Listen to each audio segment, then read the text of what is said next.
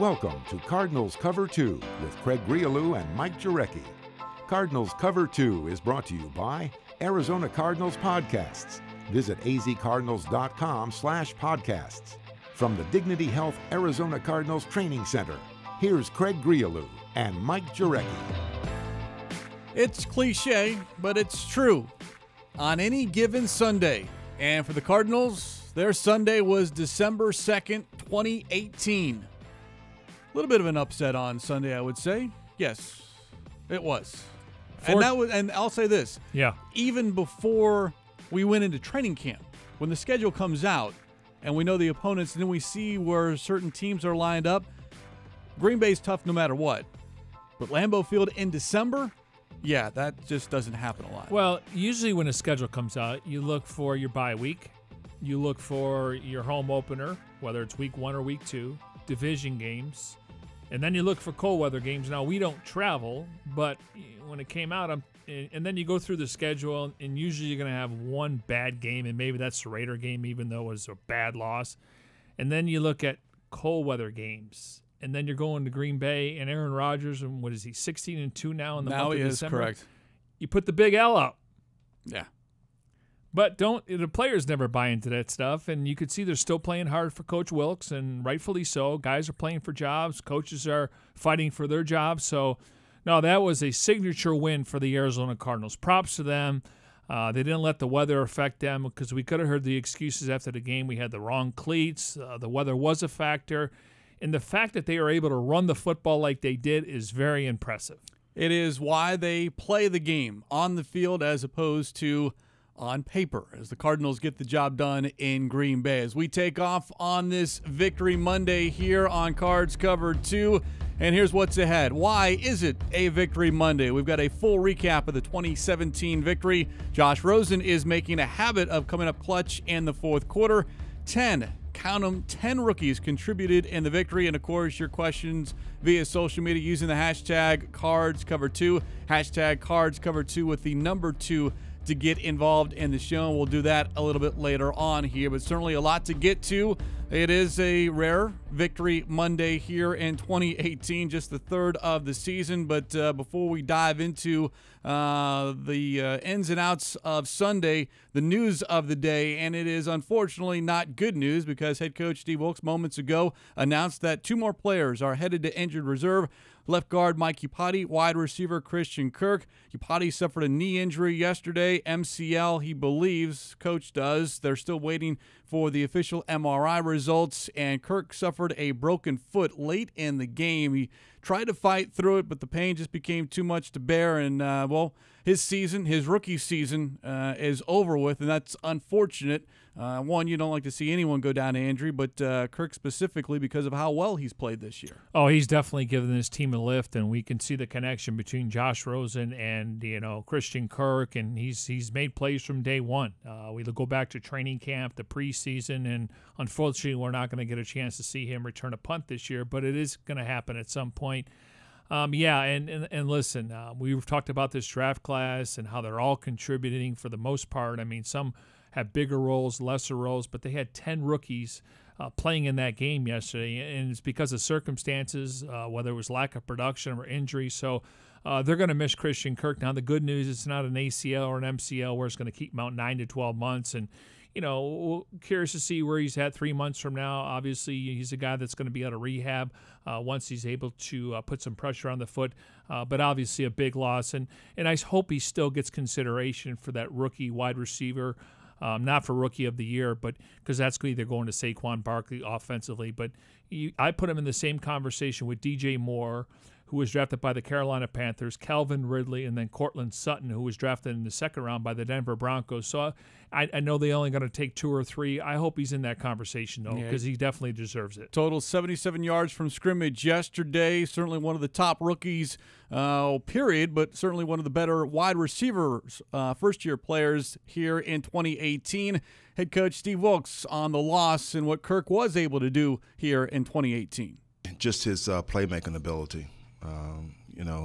I thought we saw that throughout the year, whether it's vertical down the field, whether it's on the perimeter for the screen game, reverse, as you saw yesterday, And the things that you guys don't see is just really his preparation. You know, I said it before, this guy's a pro.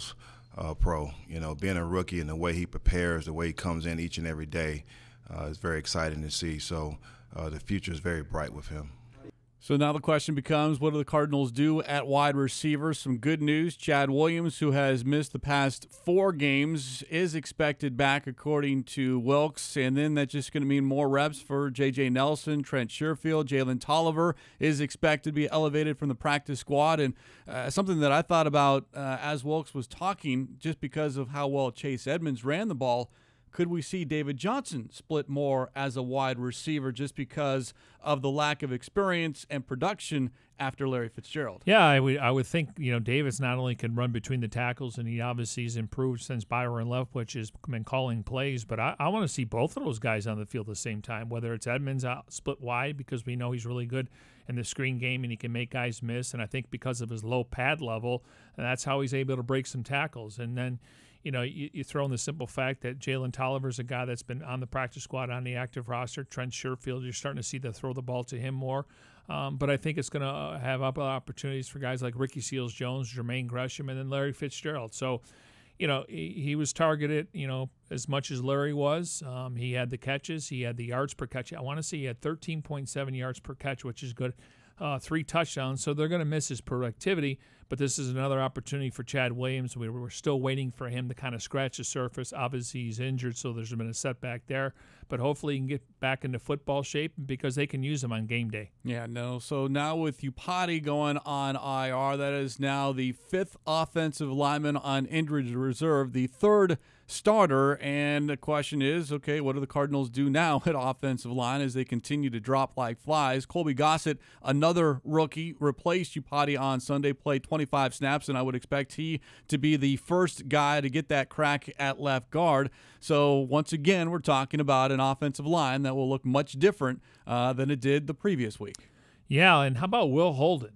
I mean, yes. Off the street on a Thursday and starting on a Sunday. Yeah, he was released. He was on the practice squad. And I'm more interested in getting guys off of other teams' practice squad versus a guy off the street. I want a guy that's been in training camp. I want a guy that's practicing, been, you know, hitting the weights and being in the meetings, just because they're more in tune than a guy off the street or off the couch. So you got to give Will Holden, and even though the Cardinals have changed offensive line coaches, some of their protection schemes are the same. I think that's probably the case around the National Football League. So Will Holden to be able to come in here and hold his own, I think that's encouraging moving forward. And we're still waiting to see whether DJ Humphries will be able to come back. And Coach Wilks, quote, very hopeful that he was able to replay on Sunday. And if that's the case, then the plan, Corey Cunningham plays right tackle and Humphries at left tackle. Yeah, Wilks also mentioned that he had a setback. So he's been dealing with a knee injury, and maybe the knee injury swelled up a little bit. Don't want to speculate, but hopefully they need him back, and I want to see him play. But if he's injured, maybe it's to a point where you focus on next year. Yeah, 2 rookies, drafted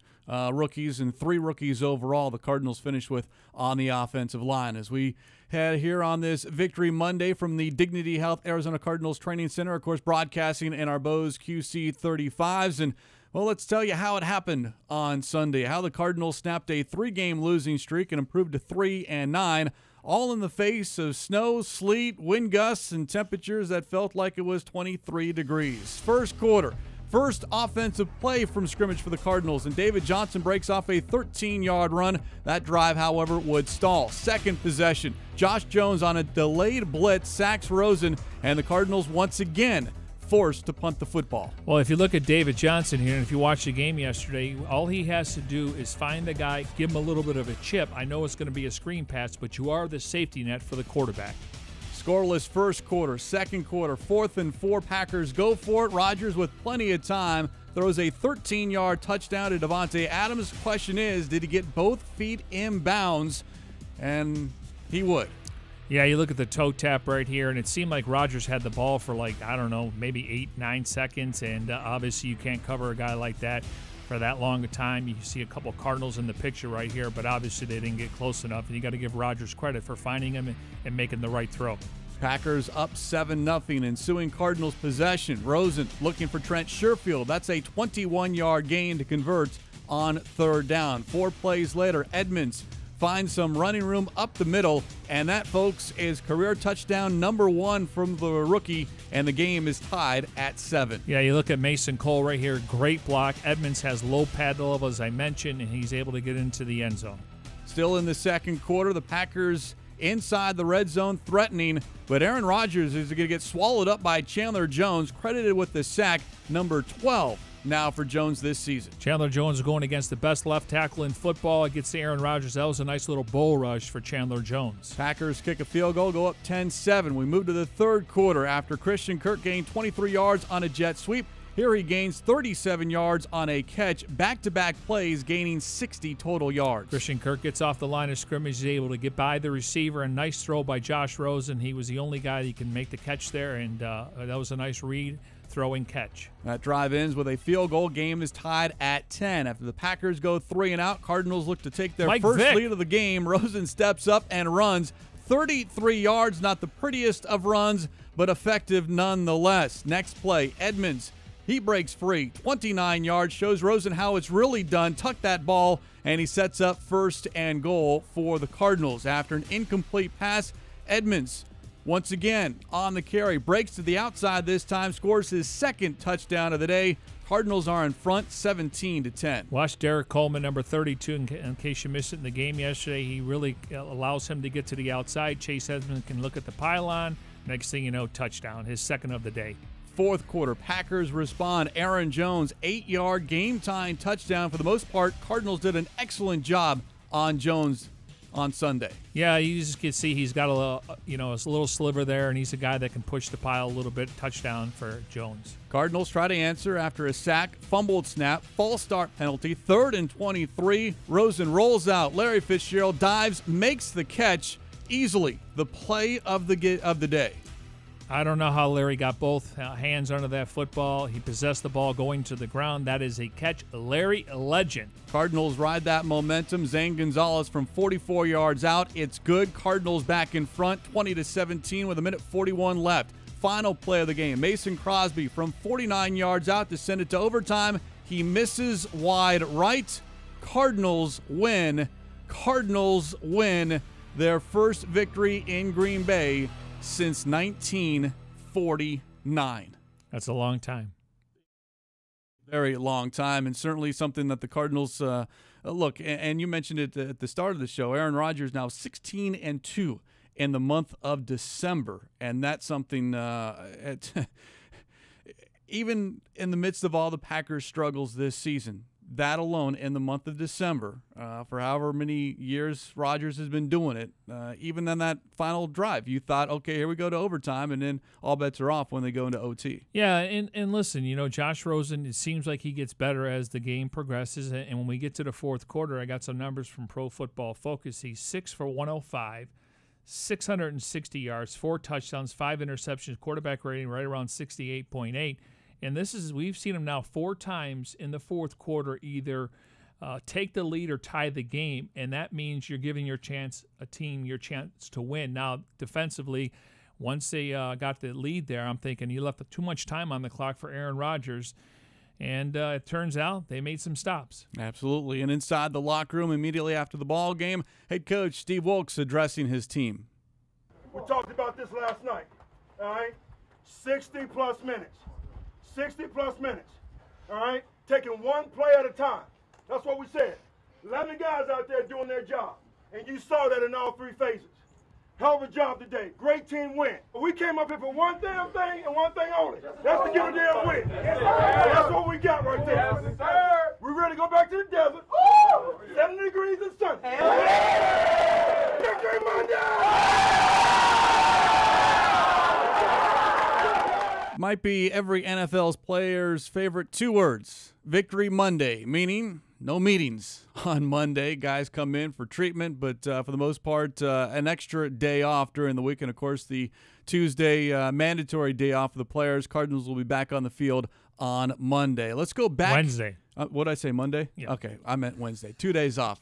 Boy, would they be upset if they got to practice on Monday, on a victory Monday. All right, let's go back to Green Bay. Dave Pasch and Ron Wolfley as they brave the elements at Lambeau Field. Dave Pash, Ron Wolfley with the Arizona Cardinals 2-minute drill. You can tell by looking at us and the conditions behind us that it wasn't an ideal playing surface today with the weather, the snow, the sleet, temperature around 20 degrees with the wind chill. But, Wolf, it didn't matter. The Cardinals played their best game of the season and won in Lambeau for the first time since well before you and I were both born. And I have to start, David, with the line of scrimmage on both sides of the ball. Just the fact the Arizona Cardinals were able to come out, dominate the line of scrimmage, rush for 182 yards, over 6 yards a carry for the Cardinals offense. That was great, but then you flip it over as well. The gap integrity across the board really improved for the Cardinals this week. Not only that, defensively, their tackling was there so much of the time. Gap integrity and tackling tells me they were ready to play. Desire was here. Larry Fitzgerald tied Jerry Rice for the most catches in NFL history with the one team, and he did it on a very Fitz-like play, the sliding one-handed, left-handed catch on 3rd and 23. That was obviously spectacular, but how about save the almost interception by Josh Rosen, the way he played, leading the team to the comeback win? So important, is it not? It's not just what you do as a football player. It's not just what you do as a person, period. So much of the time, it's when you do it. Josh Rosen 4 times now has brought his team back in the fourth quarter to give them an opportunity to win a football game.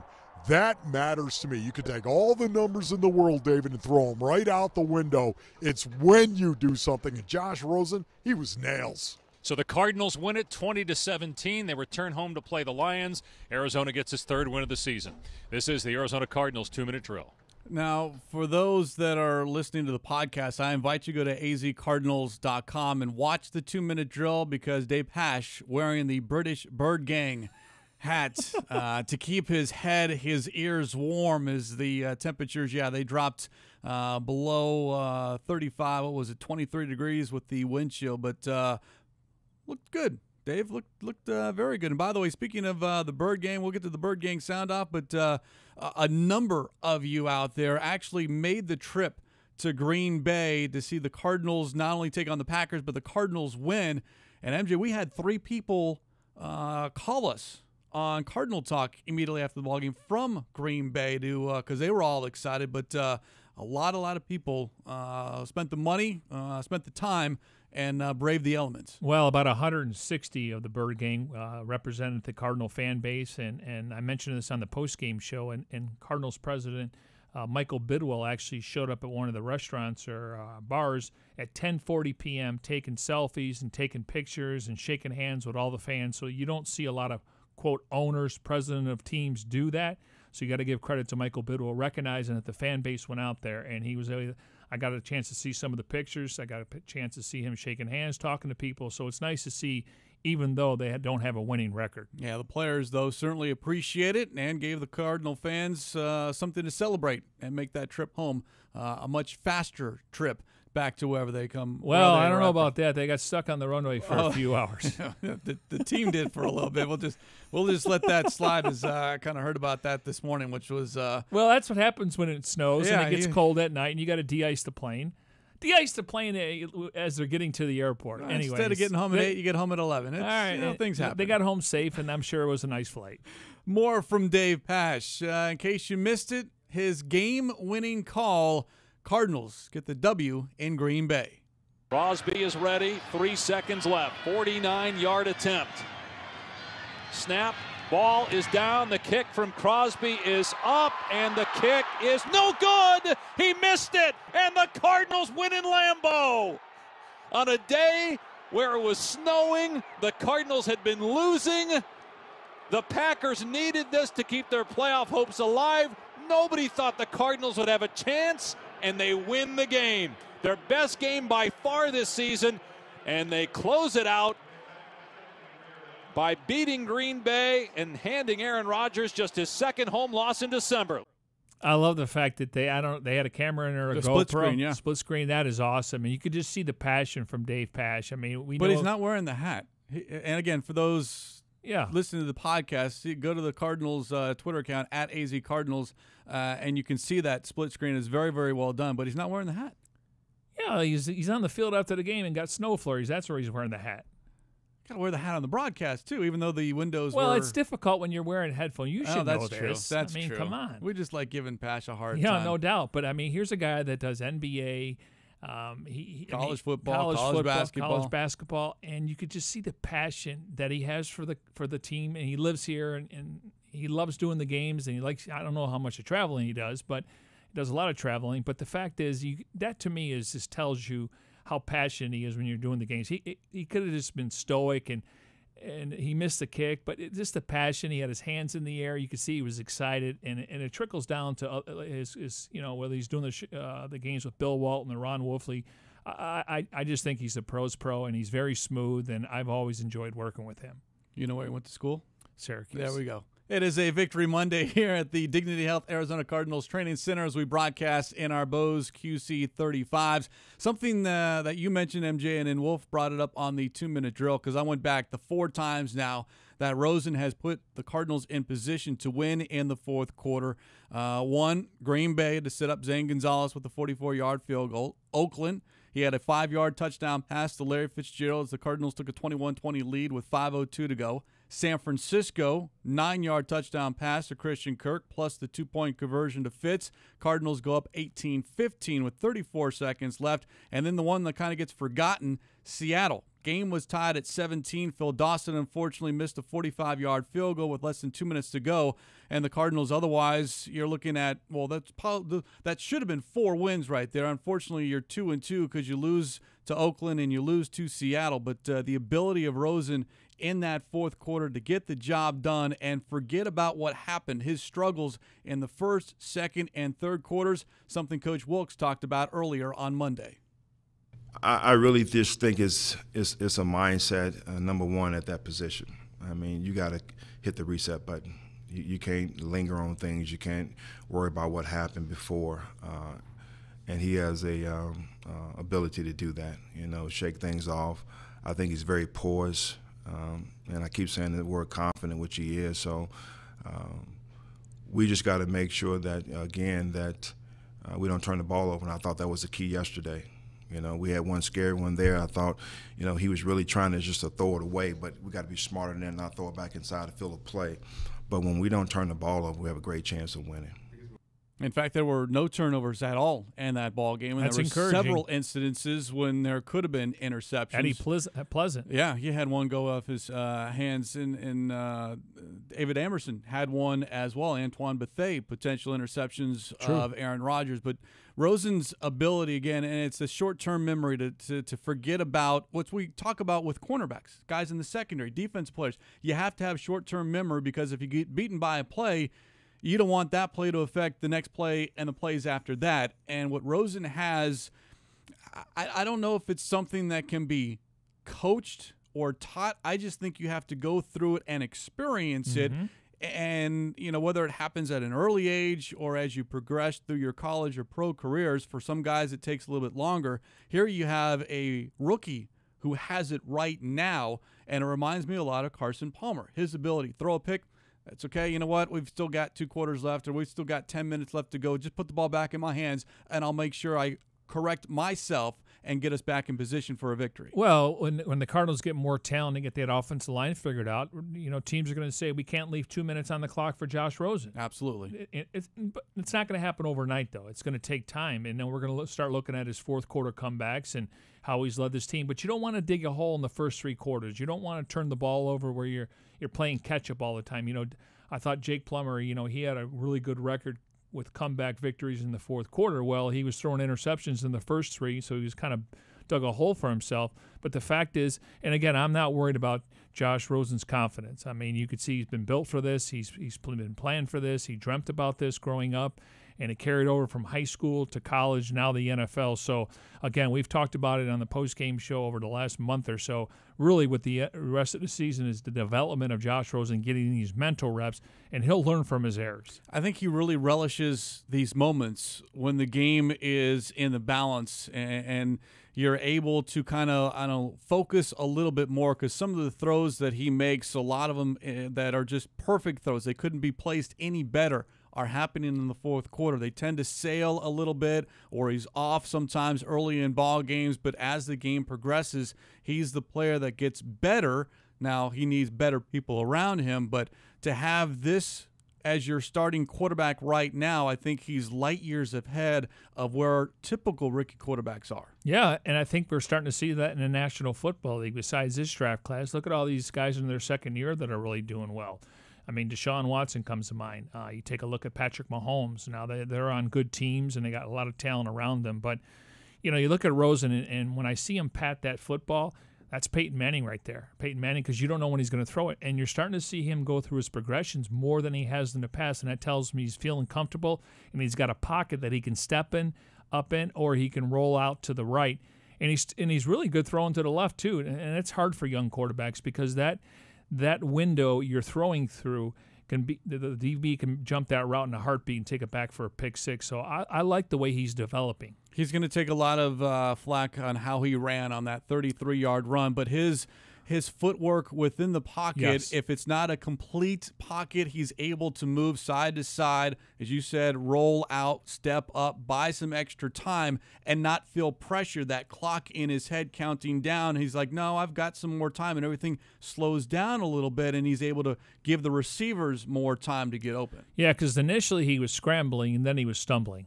Yeah, it wasn't good. And that's fine. Like you said, get out of bounds. Yeah, just slide. As Coach Wilkes said, we don't want him running. No one does.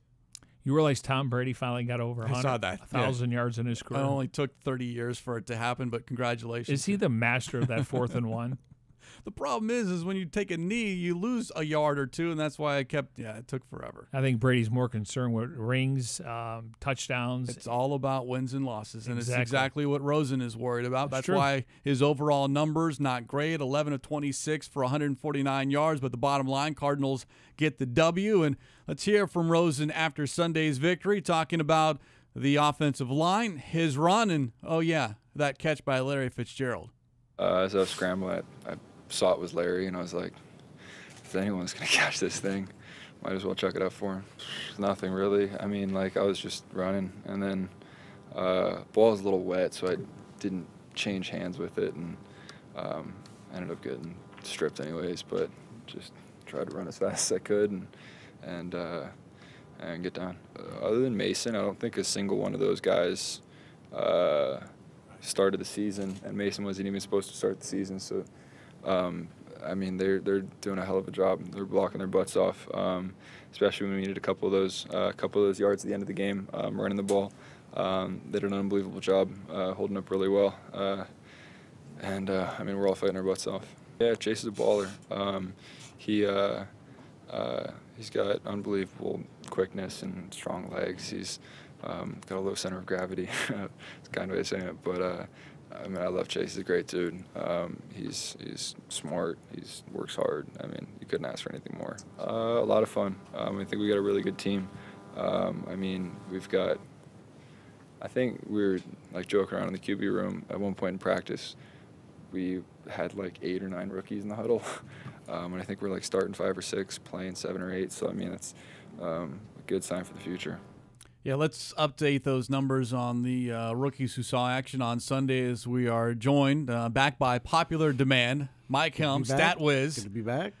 Cardinals manager of media relations, as he joins us after every Cardinals victory here on a Victory Monday. We were a little worried that we might not see you again this season, but the Cardinals did us a solid, and they beat the Packers in Green Bay. But you went through, and I mentioned it earlier, the 10 players that contributed. And we're not just talking about on special teams. Yeah, there were a handful, but to what Rosen was saying, 7 on offense, 3 offensive linemen. When Iupati went out, Colby Gossett came in. Yeah, I mean, when I came back last night, I'm working on the stats and kind of looking into things. You knew the rookies were playing, but the deeper I dug into it, it kind of became there were so many neat things that happened, and that the rookies, I mean, and that to win that game in the fashion you did, you go into Green Bay.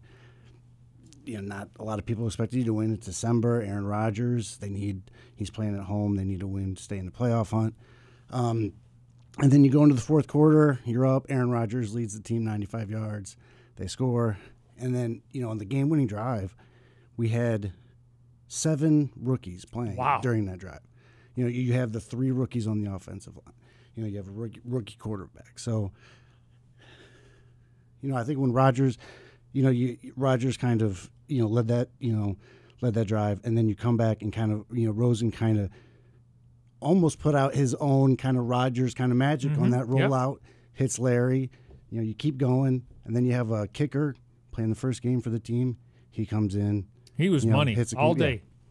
That was the one thing that you put out as far as the stats following the game is the 20 points on Sunday scored via players who had never scored for the team before. Obviously, we know about the 2 touchdowns by Chase Edmonds and, of course, the 2 field goals and the PATs by Zane Gonzalez. But Edmonds, who, as we found out later, had his mom and sister in attendance because they wanted to watch Aaron Rodgers at Lambeau Field, treated to Edmonds' first 2 touchdowns and his ability, considering in the other note that his first score since his last college game, but he was playing in front of more than 77,000 people. And at the moment, as we hear a lot, is not too big for this kid. No, and it was great to see him have that, kind of performance because, you're sitting behind David and, he's obviously, going to get most of the action. But you could see what, Chase, offers. I think Coach spoke a little bit about it, earlier when he was, coaching in Carolina and you're facing the Saints and you have that combination of Mark Ingram and, Alvin Kamara. So there's that great contrast between the two and Chase, but he can still do some of the things. He can catch the ball out of the backfield just like David Good does. in pass protection. Yeah. So, and first, that note, the first Fordham alum to score a touchdown in 30 years in the NFL, which is kind of a crazy stat. Yeah, and John Skelton, he was quarterback here for a little while. He threw a touchdown pass, but he never scored one himself. Never scored one himself. Wow, so. Fordham. Hey, it's if more production like that, as they say, these NFL teams, they'll find you. Big school, small school, doesn't really matter. As Cardinals manager and media relations, Mike Helm, joining us here on Cards Covered 2. Yes, a.k.a. StatWiz. And the best stats, though, are what the Cardinals defense was able to do as far as Aaron Rodgers and that Packers offense and what they needed to do, yet could not do because of the Cardinals limiting Rodgers all day long, pretty much. And I mentioned that before. I mean, Aaron Rodgers at home is, it's as good as it gets. Unbeaten. Yeah, I mean, and at home in December he was 16-1. Hadn't lost at home at Lambeau Field in 10 years. So it was nearly 10 years. It was December 7th, 2008. So, and he hadn't lost a home game overall in 2 years.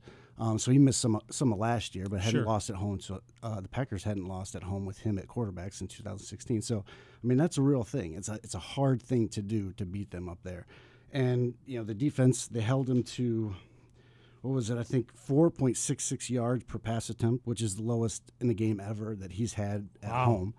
And so I think the Packers punted 7 times. First time they've punted 7 times in a game in over 3 years. So it was a good effort. It was a good, it's a good effort to come in there and stop, Rodgers and stop that team playing at home in that situation. Yeah, I was worried that they left too much time on the clock.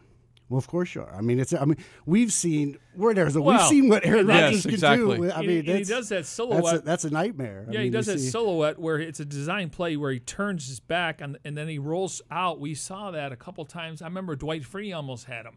And twice in that game he threw a Helm. Well, Marcus Golden, he almost had him. I mean, and that's the thing, as I kind of stumbled through earlier, but, he goes that, 95-yard drive, and you can kind of see, okay, he's going to get hot. This is where it. Yeah. And then for Rosen to kind of go out and have his own Aaron Rodgers, you kind of beat him at their own game at home. It was kind of that backyard football, just rolling out. And, you could see him kind of directing, traffic in front of him, and then he connects with Larry 32 yards down the field. I mean, that's a 3rd and 23 play. So, I haven't looked up the exact stat, but when was the last time the Cardinals converted a 3rd and 23 on the road? It wouldn't be a good number. So I mean, it was really fun to see. Having been on the receiving end of so many Rodgers magical, fourth quarter overtime moments to kind of see, okay, here we go again, and then to have Rosen Heartbreak Hotel, and then a bunch of rookies, and then you got 7 rookies in there, and they go down the field and get us a win.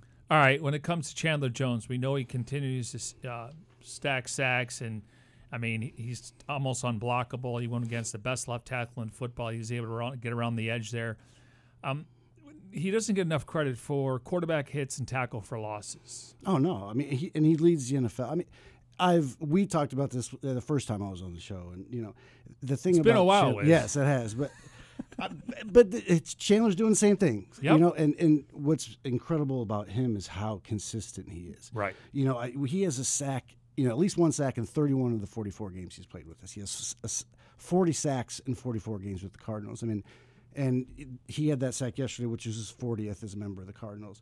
And he reached 40 sacks in 16 games fewer than any other player in history. And the second place was Simeon Rice, who's a very good pass rusher. And that's basically taken a whole season away, 16 games. And so it's really, really impressive what he's been able to do. And to every game, just game after game after game, 1 sack, 2 sacks, 2 tackles for loss, 1 tackles for loss. I mean, since he came to the Cardinals in 2016, he leads the NFL in sacks, 40, and then he leads the NFL in tackles for loss. So his consistency and just game after game, quality effort, no matter who he's facing, who he's going up against. And we're talking about a guy that, basically really was an outside linebacker, and then they put his hand in the dirt, and then about maybe week 3 or 4, all of a sudden they had him standing up, and he clearly he's able to maintain his weight. I think he does a lot of work in the offseason, so he's stronger in the upper body. No, I mean, that will go down along with the Carson Palmer trade as one of the best trades since they moved here in 1988. And I think it's kind of what you said. I mean, whether his hand is on the ground or what he's saying. I mean, he's just a great football player. He's a great defender. He's one of the best defenders in the NFL. When you mentioned, he's not talked about it enough in that category. Excuse me. When you mentioned Simeon Rice, and I love Simeon Rice, good player, kind of selfish at times, but he was a one-trick pony. He would rush the passer. Chandler Jones, again, tackle for losses, hits, quarterback hurries, knockdowns. Those lead to turnovers. And so, and the fact is that he's continuing to get better. And I got to think that, when they signed him to that long-term deal, if he was on the open market right now, he would be setting records for guaranteed money and for a guy putting up these kind of numbers over the last 3 years. No, without a doubt. Without a doubt. I mean, he's top 5, in my opinion. I mean, when you play in, a division and you have Aaron Donald in there, obviously there's, Von Miller out there. But, I mean, the stats speak for himself. Since he moved over here, or since he came here, he leads the NFL, sacks, tackles for loss. That's what matters when you're on the defensive line. And, of course, go ahead. What school do you go to? Syracuse. Okay, there we go. Gerald Hodges, say that next, 13 tackles. I think this year our high has been Budda Baker with 15 tackles. Yeah. I mean, and Hodges, first start since I think week 3, to see him kind of come in, and that's really good against the run. Oh, really good against run, and it kind of goes to the theme. Guys are going to have to come in and perform, and they have. I mean, you have guys on the offensive line. I mean, some of the numbers when you're looking at the offensive line when I was going through it last night, and I'm like, man, oh man, it just seems like there's something different each game. There's someone moving around, and I looked it up. That the starting yesterday, the starting 5, that was the 8th different, starting 5 lineup that we've had so far this season. 6 consecutive games where we haven't had the same starting 5, start in a consecutive game. And it's going to be 7 coming up this week. Yeah, and it's going to be 7 with Iupati. But then, well, they show this graphic on TV, and they show the 5, and the only guy that's in the middle every picture is Mason Cole. You're a rookie who's played every snap, but then you go out and you face a Green Bay defense. I mean, they were ranked 3rd in the NFL in sacks, and you keep Rosen relatively healthy, and it's kind of a plug and play. And Hodges on defense as well. It's goes out. Hey, here's your first start in 2-3 months, and then you go out and have 13 tackles, career high. Yeah, and he was putting up Josh Bynes' numbers. Now, I think they missed Josh Bynes, but hey, next man up. And one guy that doesn't get the credit, and he was kind of buried early on, I really like the way that Hassan Reddick is playing now. Good open field tackler. He's good in the flat. If a guy catches a screen pass, I think he's made major progress, and I'm glad that this coaching staff didn't give up on him. Unfortunately, it didn't work out for Buchanan. Now he's got the chest injury, but Hassan Reddick is really playing like a first-round pick. Now, he may not make the splash plays. That's Chandler Jones. That's Marcus Golden. Maybe you're going to have Budda Baker, come off the side and blitz. But I think Hassan Reddick really has asserted himself for the future with the Arizona Cardinals. And that's what you want to see at this point, is the progress being made towards next season, because this season we know where it's headed, and you want to make the postseason, but if you're not, then you want to see some progress being made, and that's exactly what this team is doing. Now, Wiz, when nobody was alive, at least in this room, in 1949, was that in Wisconsin, that game? Do you know? It was in Wisconsin, but it was, I think, in Madison, Wisconsin. Wisconsin, before Lambeau. Yeah, and so Lambeau didn't open until I think it was a 69. So yesterday was our first ever win at Lambeau, and then first win in Green Bay, win on the road against the Packers since 1949. Yep. Details. Look at the guy, guru over here. Good stuff. Let's should we do it again next Monday? Yeah, sure. Let's do it. Let's pencil it in and make sure we're doing it again. That means they got to build confidence what happened yesterday and take care of business at home against the Detroit Lions. Of course, everyone's going to talk about Matthew Stafford, and they have a new head coach in Matt Patricia, but the Lions, they play tough, though. It's not like they're getting blown out, so we'll have plenty of time to get into that this week. Yeah, it'll be good to see the Cardinals stack some wins, and appreciate it, Thank you, StatWiz, and a lot to like from Sunday. And, well, how about we count down the top 5 plays in the Cardinals' victory in Green Bay? 7-step drop, looks deep, fires right side. Kirk is open, caught at the 30, and down to the 26-yard line. Across the 40, 45 to the 50, in Packer territory, still going at the 40. Near side 35, he stumbles, fumbles the ball, but it goes out of bounds on the near sideline. Gives it to Edmonds off the left side, trying to sprint to the corner at the 5, to the 3, into the end zone for a second touchdown. Rosen looking, throws deep, near side, diving attempt by Fitz. Did he catch it? He did! Larry Fitzgerald, the Hall of Famer, may have just saved the day for the Cardinals. Trying to give them the lead late here in Lambeau. Snap, Andy Lee gets it down, the kick is up, and the kick is good! Zane Gonzalez 2 for 2 on field goals in his first game as a Cardinal, and Arizona leads late in Lambeau, 1:41 to go. It's 20-17. Your top 5 plays in the Cardinals' victory over the Packers. Great stuff there by Jesse Aranda, who did that on the tarmac, waiting for the plane to take off from Green Bay. But great stuff, and you can find more of that great work on easycardinals.com. Now, normally they say an NFL game comes down to 5 or 6 plays. Correct. We detail what transpired in that Raiders game, where Josh Bynes and a couple of penalties by Ricky Seals-Jones and Jermaine Gresham. The 5 mistakes. The 5 mistakes. These were the 5 key plays in the game to where it propelled them for victory. And obviously Zane Gonzalez came in there and sealed the deal for the Cardinals. And their defense was able to contain Aaron Rodgers. You never will want to leave that much time on the clock, especially in Green Bay against Rodgers on the road in inclement weather. And so you got to give the Cardinals a lot of credit, and I give the coaching staff a lot of credit. They've come under a lot of fire, and rightfully so. But that was a team win yesterday, a signature win for Steve Wilkes and the squad. Yeah, the Cardinals improved to 3-9 on the season. And before we let the Bird Gang sound off here on this Victory Monday, let's one more time take you back to Sunday inside the locker room. Let's hear from Patrick Peterson. Of course, he touched on Rosen and his game and the defense overall. And also Fitzgerald's 32-yard catch. Defense did what we needed to do to contain Aaron. Offense ran the ball very well. Some manageable third down. Special teams did their part.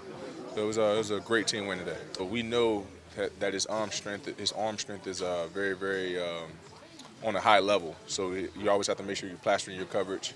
And the receivers do a good job of improvising as well, to make it seem like you're going deep, because they throw so many deep balls going deep and coming back to the quarterback as well. So, Coach Al had a great game plan. We came out and executed. Wish it was a couple drives that we could have had back, but for the most part, it's a great team W. No. I mean, we were all like wild in the press box. Yeah, I've been seeing that for 8 years. Been seeing it in practice. Just the way he, come to work each and every week. Those are things that people don't see throughout the week. So it wasn't a surprise that he made that catch. He got the 1B best hands on the team. I'm 1A, and that was a key catch for it. That really was, and it kept the drive going, forced those guys to use timeout, so they had to change their game plan in that 2-minute drive for the last drive there. But wasn't surprised at all Larry made that catch. He has all the confidence in the world in his arm and also in his receiver. Let's get back on that run, though, on Josh. That was probably, I was like, get down, all right, go. Protect the ball. Just get out of bounds. That was a nerve-wracking run, but that was another key play in the game to get us in. I believe we scored on that drive, if I'm not mistaken, to go up 17-10. And just to see the confidence that Josh continually to grow on each and every week, my future is bright. Yeah, there are going to be two plays that I think fans remember most from that victory in Green Bay. Obviously, Fitz's catch, and, of course, Rosen acting like a running back or trying to act like a running back. Hey, listen, he'll learn how to slide. You got to play for the next play. Absolutely. But he was looking, I understand what he was trying to do, gain as many yards as you can because clutch situation, I want to make sure you get those yards. All right, as we get ready for the Bird Gang to sound off here, those of you joining the show using the hashtag CardsCover2, hashtag CardsCover2 with the number 2 to get involved in the show. And let's take a look at your questions, and we'll start with Twitter and one of our loyal followers, user at Cardinals_31. How much does it speak to the character of this team that they could be blown out last week and this week coming to Lambeau Field in December against Aaron Rodgers and walk away with the dub? It was very impressive. We looked at the matchup, 14-point underdogs going on the road facing Aaron Rodgers at home. We know his record in the month of December. Yeah, you got to give the coaching staff and the players credit because they were embarrassed the week before. Let's move to Instagram. The injury to Christian Kirk, how that affects the wide receiver group. We kind of got into it earlier in the show, and I'm a big proponent just because I'm not confident in everyone else that we see David Johnson lined up more as a wide receiver. Yeah, the questions about the receiver, I mean, they're hoping to get Chad Williams back. We know that J.J. Nelson's been hit and miss this year. Jalen Tolliver likely will be promoted from the practice squad to the active roster. And then Trent Sherfield, you're starting to see more of him, get some passes thrown his way. So it's not the ideal situation, but they're going to have some other guys step up. Maybe that means more targets for Larry Legend. Needs one more catch to pass Jerry Rice for the most catches with a single team in NFL Let's history. hope that happens like on the first drive so they don't have to wait till halftime. Well, they wanted to do it at home, so Cardinals will be Fair home enough. on Sunday. Larry's always planning ahead. Question from Instagram: can the offensive line be coached, or do we need new drafts to cause some change? Well, it's a combination, and I think the offensive line has improved considering they have backup players in there. The only main fixture has been Mason Cole, and he's a rookie. Listen, Ray Brown, he's got the respect of the room. He played the game for 20 years. He's the offensive line coach, but I do think you're going to have to address that position. I think could address it in the first round. They can go D-line or offensive line, and then I think they'll try to bring in a free agent or two and kind of flood the position. But it's a work in progress. It's not a quick fix. 4 Week 1 starters, either injured reserve, 3 of them, and Andre Smith released. Yeah, that's not good. I mean, you like that, and that's one unit. You'd have to have chemistry and cohesiveness because they're all fighting for the same bone, meaning like they all have different assignments when it comes to blocking. So you'd like to have the same 5 guys out there, but that's not the NFL. I mean, injuries do occur. Last question. Do you think the Cardinals can win out? And before you answer, Detroit at Atlanta, Rams at Seattle. No.